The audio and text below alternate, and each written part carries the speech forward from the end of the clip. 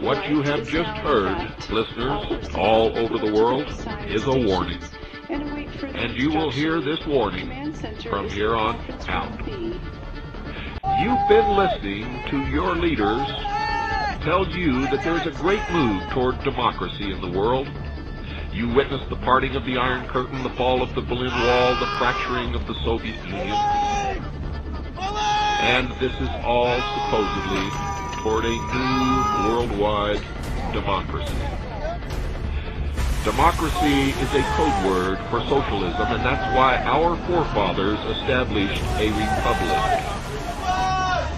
But don't get down, folks. All is not lost. The problem lies within each and every one of you, and therein also lies the answer. I'm your host, William Cooper, and you're listening to the Hour of the Time.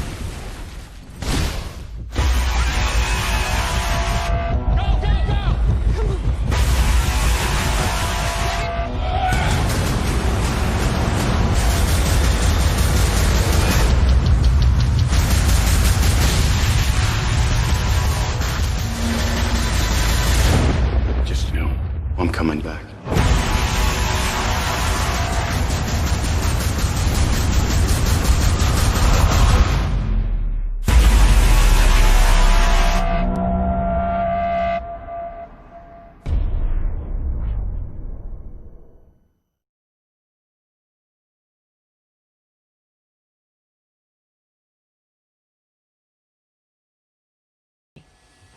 That's right. You see the National Guard is got a large presence here at the convention center up on the second deck. There's also more vehicles parked on the first level as well. We saw some troop transport carriers come through.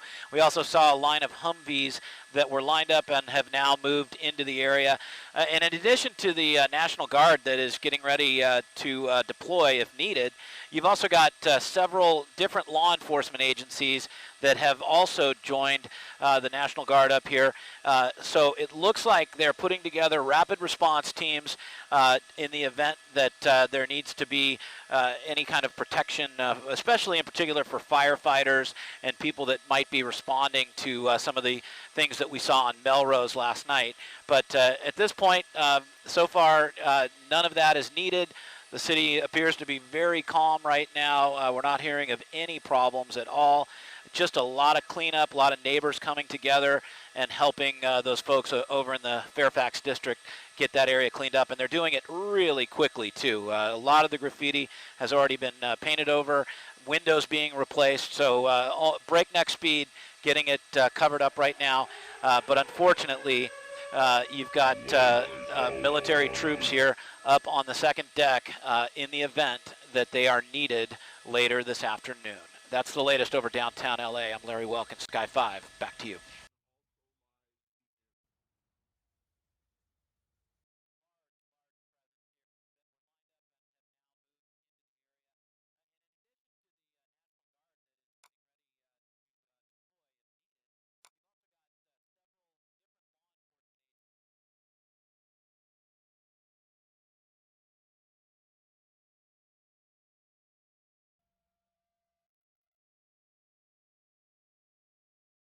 Unique status in federal law enforcement.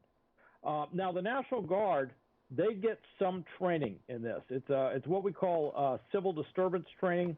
It's in a broader category of civil support, and I think you may recall that one of my jobs was I was the lead for the Marine Corps in Southern California for what's called Defense Support of Civil Authorities. In other words, if Marines were called into Southern California, I was the point man that would coordinate with the with FEMA or with the state in terms of how we do that.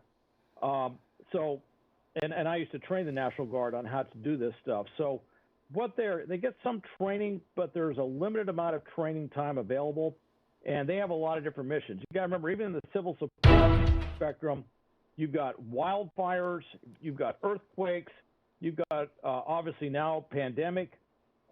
There's a lot of different things with a lot of special skills, special operations and tactics, if you will, that they have to employ. So they only have so much time. What they probably were doing, I would guess, when they got notification, and probably even before that, was they were reviewing the procedures, if you will, the tactics and procedures of what they do in a civil disturbance situation. Now, some of that is typical sort of rioting type stuff where you actually are right there and the crowd's coming at you. That's normally what we think of as civil disturbance. Some of the missions I'm hearing, it's what I'm seeing right now, looks like they're doing security missions where they're augmenting, sworn law enforcement and basically doing what's essentially an economy of force operation so that LAPD officers or other sworn police officers don't have to guard a store or guard a storefront area directly. They can put National Guard personnel there who are there under the tactical command of their military command, but in coordination in support of law enforcement. And that makes a much easier sort of thing, particularly if there's any enforcement action. Basically, they deter. Look, if you drive up to a strip mall and you see a couple of armored Humvees with National Guard troops surrounding the strip mall, that's what you call deterrence, all right? No one's probably going to go in there and do anything. But in case somebody does do something, you have law enforcement right there that can do an enforcement action and take them into custody. And it makes it a lot easier later on if there's any prosecution or something like that. Definitely. I just want to let people know that there's been a police alert issued in the Santa Monica area, in the downtown and Civic Center area. We are hearing that there are people who have looted the 3rd Street promenade. But Hal, getting back to these officers, yesterday, Police Chief Michael Moore, I believe, he said that nobody gets a day off. They called all officers in unless they have any kind of extenuating circumstances. On top of all of this stress, both physical and mental, I can't imagine that that is going to help these officers get through this time because, of course, we have to think about the people who are protecting the communities that they serve, as well as these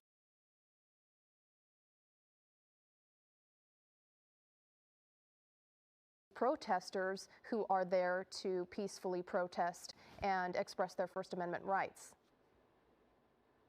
Well, there's a lot of things that are going through the officers' minds. Now, first off, you have to remember this is something police officers do as a course of what of how they work. They will. And he's the president. Oh, here's what he was just saying. I was just playing him. They will have prepared their family. Here he is. They will have. But now it's the greatest of its kind anywhere in the world, and will get greater and greater with years to come. I promise you that.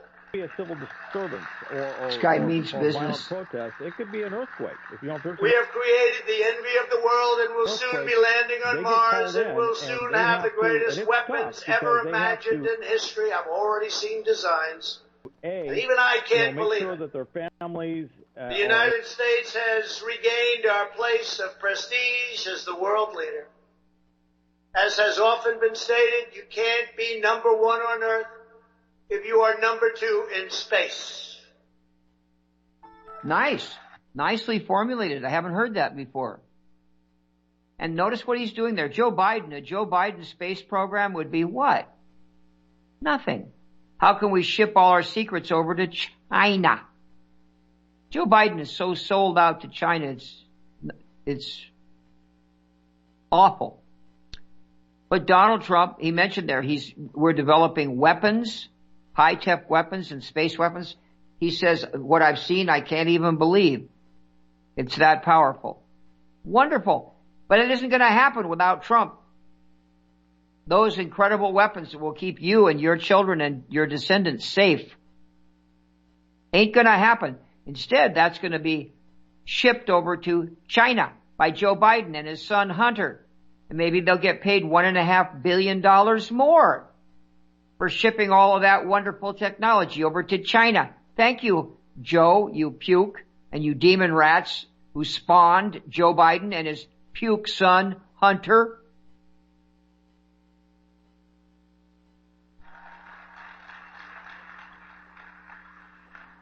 And we are not going to be number 2 anywhere.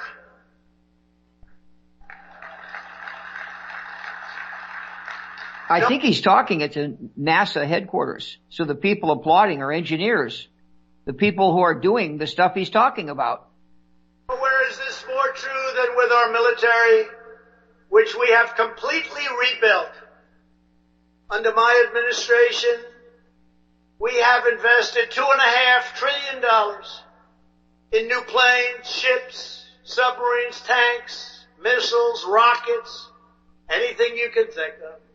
And last year I signed the law creating the 6th branch of that already very famous United States Armed Forces, the Space Force. For every citizen who has eagerly waited for America to reignite those engines of will, confidence, and imagination that put a man on the moon, I stand before you to say, you need wait no longer. Will, confidence, and imagination. I love that. Remember that quote we shared with you in our last show where Donald Trump asked in his speech in Poland, in Warsaw, July 2017, Krasinski Square, over the monument to the Polish freedom fighters who fought the Nazis and the Reds. Do we have the will to defend Western civilization? Some folks call me a rambling man, and that's the question. We'll We'll be right back. Stay tuned. Oh, we're done? That was 2 hours? You're kidding. You're kidding. That's the fastest 2 hours of my life. Okay, thank you, buddy. God bless the Republic Broadcasting Network. Yes, we shall prevail when the empire is on the run. And we are on the march day and night. Thank you, gentlemen. Guys, we'll be back at 8 o'clock. Meanwhile, BC coming up next. Don't touch that dial. Because we got a lot live radio on Liberty Radio.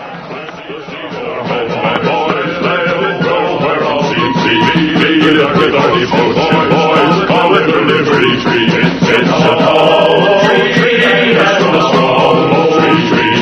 And we are the sons, yes, we are the sons of liberty. Save it from the storm, boys, water down its roots the tea. And the sun will always shine on the old liberty. And we are it's a tall old tree and a strong old tree. And we are the sons of liberty. March along with the piper, boys, we were born forever free. Let's go pay the piper, boys, beneath the liberty tree. It's a tall old tree and a strong old tree.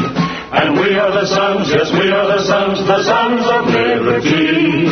Pay the price they're asking, boys, always pay the tyrant's fee. Never